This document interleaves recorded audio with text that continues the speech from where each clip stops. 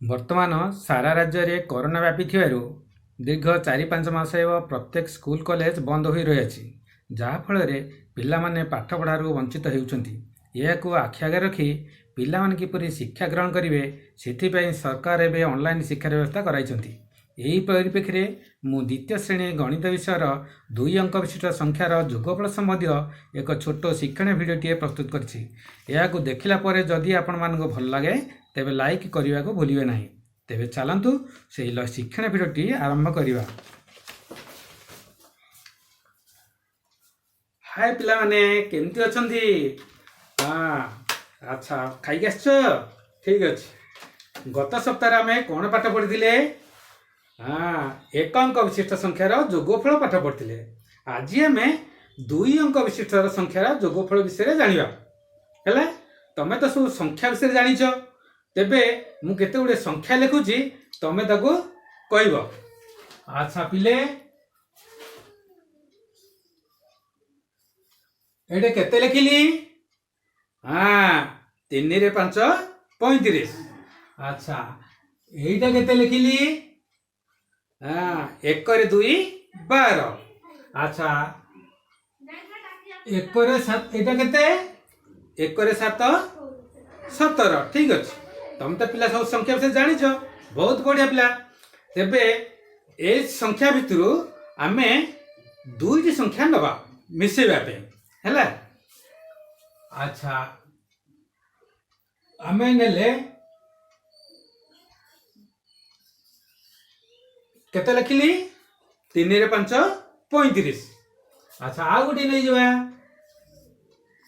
1 ରେ 2 12। ତେବେ ଏଇ ସଂଖ୍ୟା ଦୁଇଟିକୁ ଆମେ ମିଶେଇବା। କ'ଣ କରିବା? ମିଶେଇବା। ଆଚ୍ଛା ପିଲେ, ଏଇଥିରେ ଏକକର ସଂଖ୍ୟା ଦୁଇଟି କିଏ କିଏ ଅଛି? ତମେ କୁହ। 5 ଆଉ 2। ଦେଖ, এইটা হচ্ছে একক ঘর সংখ্যা, এইটা হচ্ছে দশক ঘর সংখ্যা। মনে রাখিলে, প্রত্যেক সংখ্যার ডাহাণ পার্শ্বর থিবা অঙ্ক গুড়িক হচ্ছে একক ঘর সংখ্যা। আমি যেতবে মিশাইবা সেই একক ঘর সংখ্যা আড়ক আমি মিশাণ আরম্ভ করা। আচ্ছা, আমি 35 এবং 12 মিশাইবা। 35 র একক ঘর সংখ্যাটি কিয়ে? 5। দেখ, এইটি আমি 1 2 3 4 5 ଗାର ମାରିଦେଲେ। ଆଚ୍ଛା, ତଳେ ଅଛି କେତେ? 2। ଏଠି ଆମେ 2ଟି ଗାର ମାରିଲେ। ତେବେ ଏଇ ସଂଖ୍ୟା ଗୁଡ଼ିକ ଆମେ କ'ଣ କରିବା? ମିଶେଇ ଦେବା। ଗଣି ଦିଅ, କେତେ ହେଲା? 1 2 3 4 5 6 7। କେତେ? 7ଟି ହେଲା। ତେବେ ଏଠି ଲେଖିଦେବା କେତେ? 7। এই ସବୁ ସଂଖ୍ୟାକୁ ମିଶେଇ ଦେଲେ ଯେତେବେଳେ 7 ହେଲା, এই 5 ଏବଂ 2 ତା ତଳେ ଆମେ ଲେଖିଲେ 7।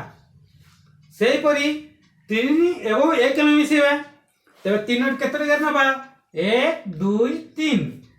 ତଳେ କେତେ ଅଛି? 1। ତେବେ ଏଠି ନେବା 1। এই ସବୁ ଯାକ ମିଶେଇ ଦିଅ, କେତେ ହେଲା? 1 2 3 4। ଏଠି ଆମେ ଲେଖିଦେଲେ 4। ତେବେ ଆମେ ଯେତେବେଳେ 35 ଏବଂ 12 ମିଶେଇଲେ ସଂଖ୍ୟାଟି କେତେ ହେଲା? 4 ରେ 7 47। ତେବେ ତମେ ତ ଗୋଟିଏ ସଂଖ୍ୟା ଶିଖିଲ, ଏହିପରି ଆହୁରି ଅନେକ ସଂଖ୍ୟା ଶିଖିପାରିବ। ଆଚ୍ଛା, ଆସନ୍ତା ସପ୍ତାହକୁ ଆମେ ଆଉ କିଛି ସଂଖ୍ୟା ବିଷୟରେ, ଜଟିଳ ସଂଖ୍ୟା ବିଷୟରେ ମିଶେଇବା। ଆଜି ଏତିକି ଥାଉ।